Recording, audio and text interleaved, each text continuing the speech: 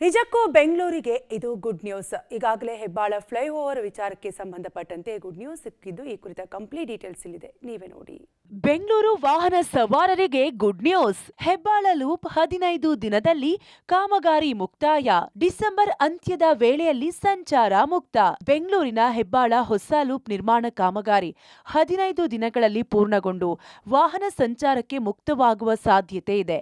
ಈಗಾಗಲೇ ಕೆಆರ್ಪುರಂ ಕಡೆಯಿಂದ ನಗರದೊಳಗೆ ಬರುವ ಮೇಲ್ಸೇತುವೆ ಕಾಮಗಾರಿ ಪೂರ್ಣಗೊಂಡು ವಾಹನ ಸಂಚಾರಕ್ಕೆ ಮುಕ್ತಗೊಳಿಸಲಾಗಿದ್ದು, ಟ್ರಾಫಿಕ್ ಸಮಸ್ಯೆ ಕೊಂಚ ಬಗೆಹರಿದಿದೆ. ಇದಕ್ಕೆ ಹೊಂದಿಕೊಂಡಂತೆ ಹೊಸ ಮೇಲ್ಸೇತುವೆ ಹಾಗೂ ಹಳೆಯ ಮೇಲ್ಸೇತುವೆಗೆ ಸಂಪರ್ಕ ಕಲ್ಪಿಸುವ ಲೂಪ್ ಕಾಮಗಾರಿ ಪ್ರಗತಿಯಲ್ಲಿದೆ. ಹೆಬ್ಬಾಳ ಫ್ಲೈಓವರ್ ಅಂತ ಅಂದ್ರೆ ಅದು ಟ್ರಾಫಿಕ್ ಜಾಮ್ಗೆ ಸಿಕ್ಕಾಪಟ್ಟೆ ಫೇಮಸ್ಸು. ಏರ್ಪೋರ್ಟ್ ಕಡೆ ಸಂಪರ್ಕ ಕಲ್ಪಿಸುವಂತಹ ಈ ಫ್ಲೈಓವರ್ ಏನಿದೆ, ಎನಿ ಟೈಮ್ ಅದು ಟ್ರಾಫಿಕ್ ಜಾಮ್ನಿಂದ ತುಂಬಿ ತುಳುಕ್ತಾ ಇರುತ್ತೆ.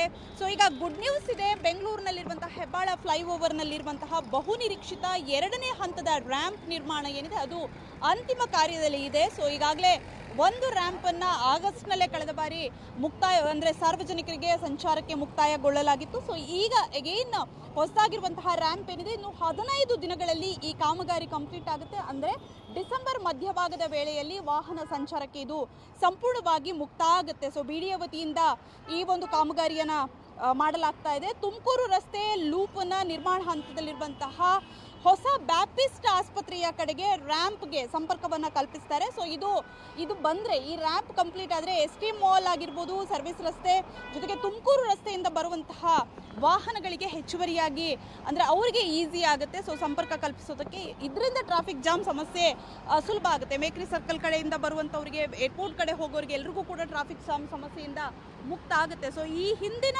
ರ್ಯಾಂಪ್ ಏನಿದೆ ಅದರಿಂದ ಆಲ್ಮೋಸ್ಟ್ 20% ಅಷ್ಟು ಟ್ರಾಫಿಕ್ ಜಾಮ್ ಸಮಸ್ಯೆ ಕಡಿಮೆ ಆಗಿತ್ತು. ಆದರೂ ಕೂಡ ನೋಡಿ, ಎನಿ ಟೈಮ್ ಅದು ಪೀಕ್ ಅವರ್ ಇರಲಿ, ನಾನ್ ಪೀಕ್ ಅವರ್ ಇರಲಿ, ದಿನದ ಬಹುತೇಕ ಅವರ್ಗಳಲ್ಲಿ ಇದೇ ರೀತಿ ಟ್ರಾಫಿಕ್ ಜಾಮ್ ಇರುತ್ತೆ, ಆ್ಯಂಬುಲೆನ್ಸ್ಗಳ ಪರದಾಟ ಇರುತ್ತೆ. ಸೊ ಹಾಗಾಗಿ ಈ ಲೂಪ್ ಕಾರ್ಯ ಏನಿದೆ ಅದು ಕಂಪ್ಲೀಟ್ ಆದರೆ ಬಹುತೇಕ ಒಂದು ದೊಡ್ಡ ರಿಲೀಫ್ ಇದು ಬೆಂಗಳೂರಿಗರಿಗೆ. ಇನ್ನು ಈ ಫ್ಲೈಓವರ್ ಸಂಚಾರಕ್ಕೆ ಮುಕ್ತವಾದ ಬಳಿಕ ತುಮಕೂರು ರಸ್ತೆ ಲೂಪ್ಗೆ ಸಂಪರ್ಕ ಸಿಗಲಿದ್ದು, ST ಮಾಲ್ ಮತ್ತು ತುಮಕೂರು ರಸ್ತೆಯಿಂದ ಬರುವ ವಾಹನಗಳಿಗೆ ಅನುಕೂಲವಾಗಲಿದೆ.